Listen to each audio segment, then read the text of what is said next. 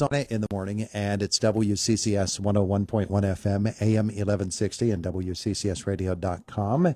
And in the studio with us this morning, Chauncey Ross and State Police Trooper Public Information Officer Clifford Greenfield. And we're talking about the Emergency Services Expo coming Saturday, June 29th to the White Township Recreation Complex on East Pike. Our conversation is brought to you by Marcus & Mack, voted best personal injury law firm in the Best of Indiana County contest. Marcus & Mack, a law firm representing injured people. Gentlemen, good morning. Todd, good to see you.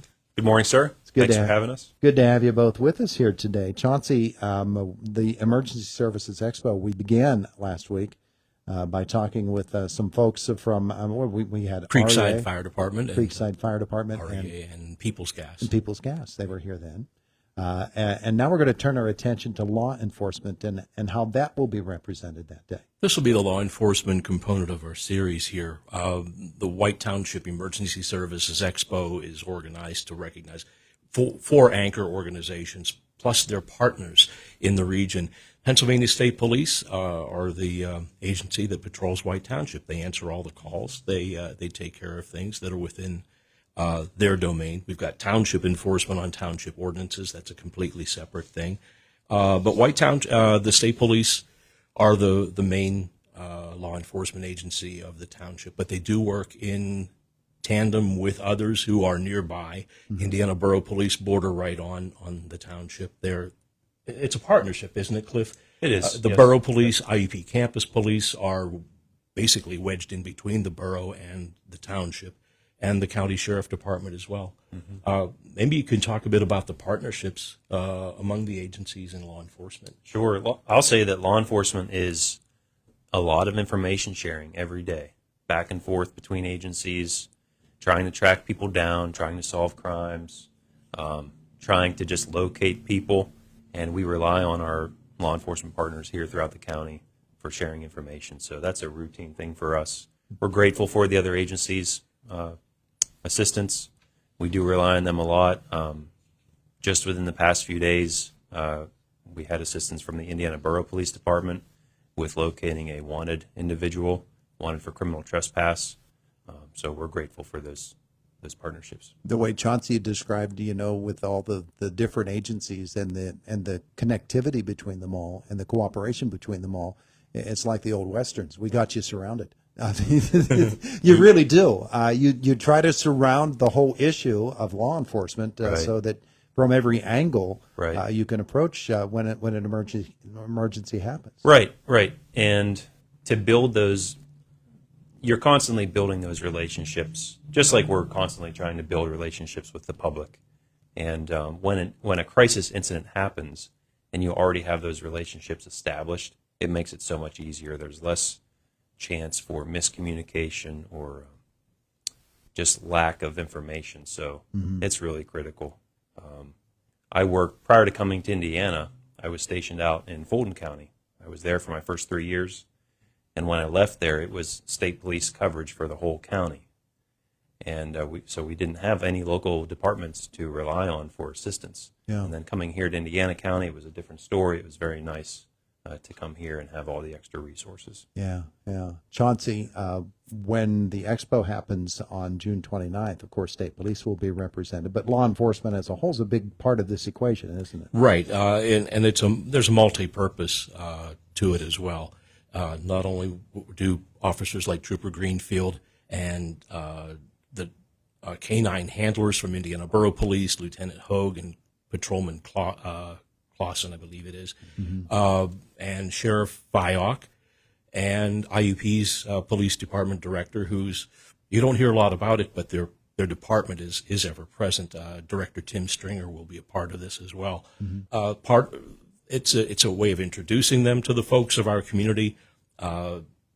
Trooper Greenfield's specialty is dealing with folks and developing those relationships with the community, but it's also going to be demonstrations and talking about the opportunities to become one of them. Yeah.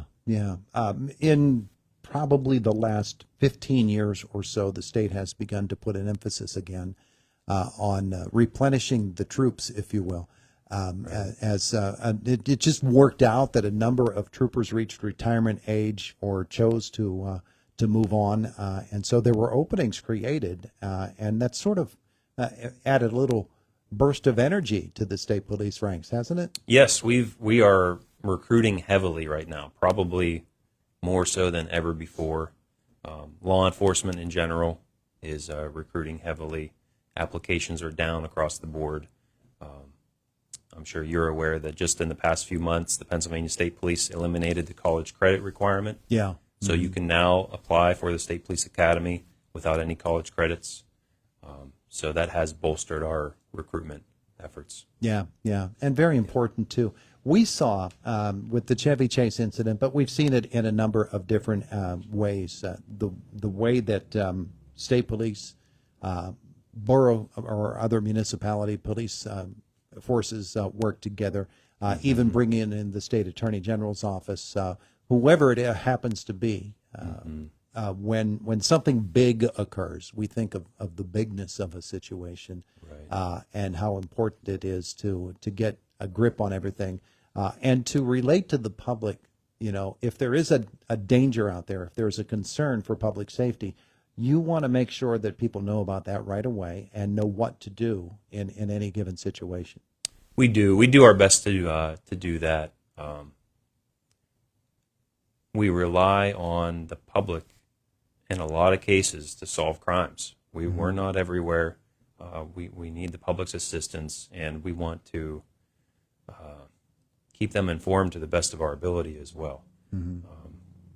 Two-way street. It's a two-way street, exactly, Mr. Ross. It is, and I've learned that over the years. Something that just comes with experience through dealing with dozens and hundreds of cases over the years. You see that you need help from the public. It is a two-way street. Yeah, absolutely. Yeah. When the expo happens on June 29th, what are we going to see from state police? What are you going to So we have, as of now, 3 troopers lined up to attend. We have Trooper Tappy, who's a member of our Office of Community Engagement. She's a community affairs officer. We have Trooper McMullen. He's out of our Evansburg station. He's an alternate community services officer, but primarily works patrol.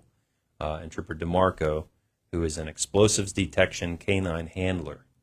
So he is planning to come and talk with the public about his role in working with his canine partner in searching for explosives.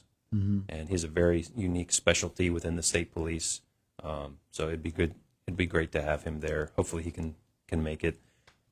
I've also submitted a request for our CERT team and our hazardous device and explosives section. Waiting to hear back from them. Hopefully they can attend as well. But as you know, in a lot of these types of events, it's kind of like a game day call for us. We have to be available. If there's an incident going on, we're required to go and handle that. Well, that was the case just last night. Right. Just down the road a piece. The CERT team was called out, and that's the nature of the business. It is, and it's a minute by minute operation. Yeah. You just have to go with, and I always try and tell folks I'll plan to be there. I can't guarantee it. Yeah. That's what it's all about when you're in that line of work, Chauncey. That's it's our understanding for the event here as well. Anybody, they're in the business of dropping everything at a moment's notice to respond. So we are under the understanding that anything could change as of 10 o'clock on that Saturday morning. Sure. The borough, we took a roll call just a few minutes ago. There's you and I and Trooper Greenfield here in the studio. We could be outnumbered by the number of canines. The one Trooper Greenfield mentioned from PSP, Indiana Borough has 2 comfort dogs, Scout and Axel, that we are anticipating, and Sheriff Fiox, new canine officer Court. So we've got 4 canines that are on the roster so far to attend. You'll hear from the borough police. The comfort dogs will do demonstrations. It'll be a chance for kids to meet these canines, and that's their specialty. Being friendly and reassuring and providing comfort in cases of stress. Sheriff Fiox canine will be there as well. He'll do demonstrations of what that dog's skills might be. From IUP Campus Police, I don't know that they have a dog, but they have they have a unique role in our community. Their patrol area involves probably the most diverse population of any of these agencies. Sure.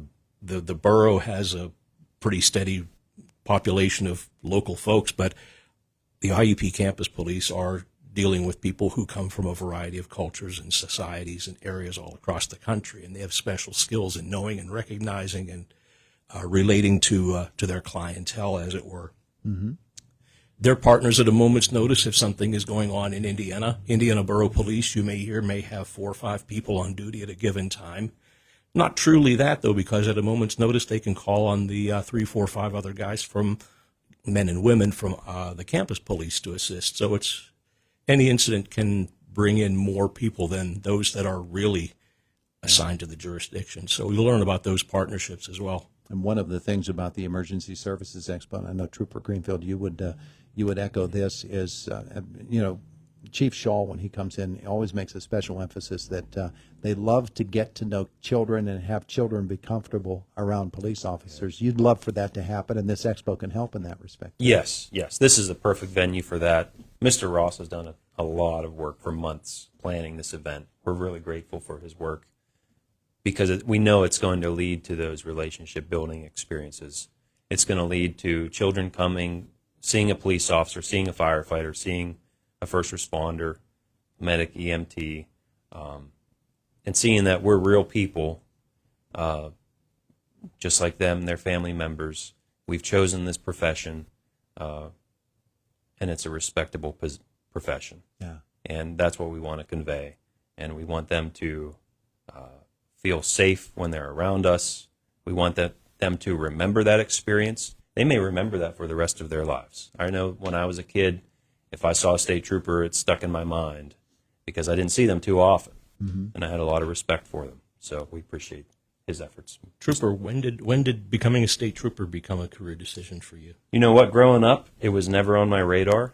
It wasn't until I was in college. I was studying business. I attended Grove City College, and through my business courses there, was thinking about a career in the military. But the Pennsylvania State Police was always something that I had a lot of respect for, and I wanted to do something in this community service world. But I didn't necessarily want to be deployed around the world in the military, and thought I would try for the state police, and I was fortunate enough to be selected. Well, it's terrific stuff. And folks can learn those kinds of stories on Saturday, June 29th, 10 a.m. to 2 p.m., White Township Recreation Complex on East Pike, the Emergency Services Expo presented by White Township. Gentlemen, thank you. I want to give a shout out to Rosebud Mining. Absolutely. Thank you. Major factor in making all this happen. We thank them and our other supporters as well. You betcha. You betcha. Chauncey, we'll see you next week. Trooper Greenfield, we see you from time to time. Right. Thanks for coming in today. Yes, sir. Thank you. It is the voice of Indiana County. It's WCCS 101.1 FM, AM 1160, and WCCSradio.com. 27 minutes after 8 o'clock. Jake in the newsroom, he's coming up. And we also, in our next hour, are going to